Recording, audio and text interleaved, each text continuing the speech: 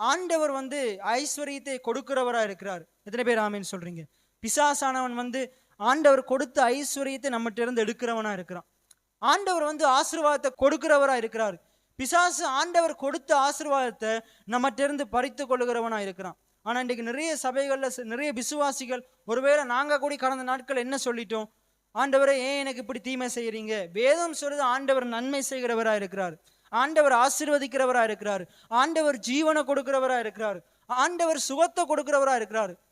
கவலைக்கிடமான காரியம் என்னென்று அநேக சபைகள்ல ஜோபுடைய வாழ்க்கையை குறித்து தவறா போதிக்கிறாங்க. எப்படி போதிக்கிறாங்க?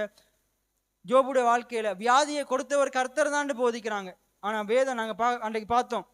ஜோபு புத்தகத்துல 2வது எடுக்க வேணாம். ஜோபு புத்தகத்துல 2வது அதிகாரம் 7வது வசனத்துல பாத்தீங்கன்னா, அங்க அவனுக்கு அந்த கொப்பளங்களை உண்டு பண்ணது யாரு? கர்த்தரா?